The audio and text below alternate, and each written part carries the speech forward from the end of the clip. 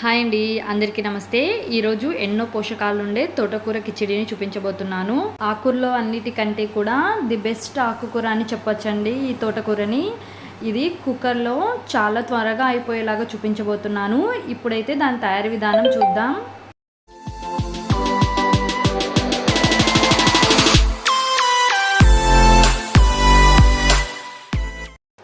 దానికి కావాల్సిన ingredients: 2 medium size onions, కొద్దిగా కొత్తిమీర, 2 కరివేపాకు రెమ్మలు, 3 పచ్చిమిర్చి, 2 టమాటోలు, 1 స్పూన్ జీలకర్ర, 1/2 స్పూన్ మిరియాలు, 2 యాలకులు, చిన్న ముక్క అల్లం, 10 వెల్లుల్లి రెబ్బలు, 1 గ్లాస్ రైస్, 1/2 కప్ పెసరపప్పు, గుప్పెడు పల్లీలు. ఇక్కడ ఒక పెద్ద సైజు తోటకూర కట్ట తీసుకొని కట్ చేసుకొని ఈ విధంగా వాష్ చేసుకోవాలి. తర్వాత స్టవ్ వెలిగించుకొని కుక్కర్ పెట్టుకొని అందులో 1/2 కప్ పెసరపప్పు వేసుకోవాలి. ఈ పెసరపప్పు కొంచెం రంగు చేంజ్ అయ్యేదాకా మంటని సిమ్లో పెట్టుకొని దూరగా వేయించుకోవాలి. ఈ పెసరపప్పు వేగిన తర్వాత మనం ముందుగా రైస్ తీసుకున్నాం కదండి, ఆ రైస్ని కూడా ఇందులో యాడ్ చేసుకోవాలి. ఈ రైస్ని యాడ్ చేసుకున్న తర్వాత 1 స్పూన్ ఆయిల్ వేస్తున్నాను. ఈ ఆయిల్ వేసుకోవడం వలన మనకి రైస్ అనేది బాగా పొడి పొడిగా వస్తుంది. ఇది 2 సార్లు వాష్ చేసుకోవాలి. తర్వాత 1/2 అవర్ నానబెట్టుకుందాం వాటర్ యాడ్ చేసుకొని. తర్వాత స్టవ్ వెలిగించుకొని కుక్కర్ పెట్టుకుని ఒక 3 టేబుల్ స్పూన్ ఆయిల్ వేసుకోవాలి.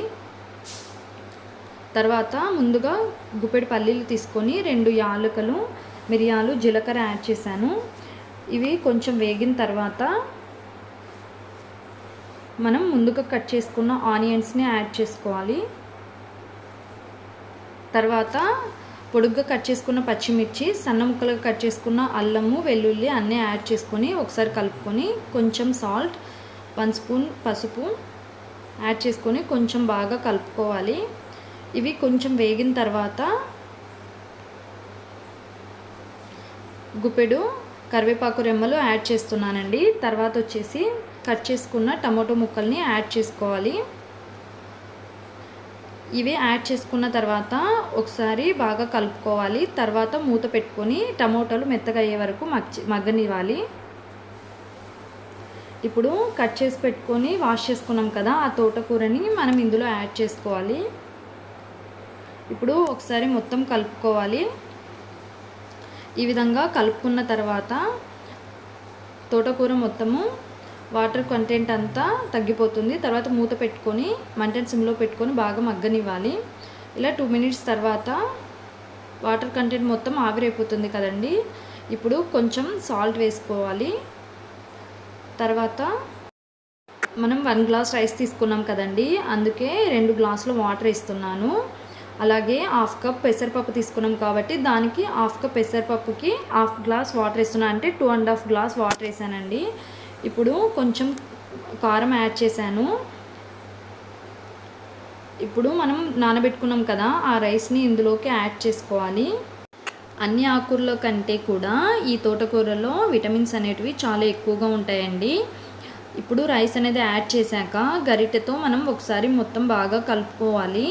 ఈ విధంగా కలుపుకున్న తర్వాత ఫైనల్గా కుక్కర్ మూత పెట్టుకొని మనం 2 విజిల్స్ వచ్చేదాకా మనము రైస్ని కుక్ చేసుకుందాం.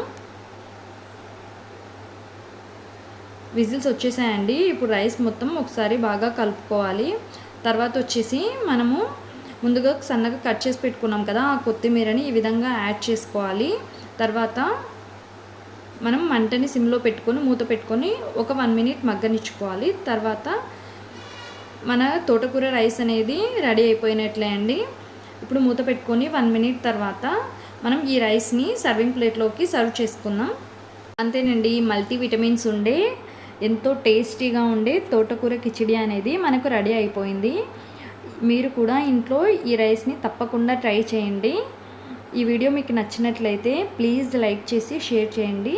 అలాగే సబ్స్క్రైబ్ చేసుకొని పక్కనున్న బెల్ ఐకాన్ని క్లిక్ చేసుకోండి. ఈ విధంగా చేయడం వలన మేము పెట్టే వీడియోస్ అన్నీ మీకు నోటిఫికేషన్ రూపంలో వస్తాయి.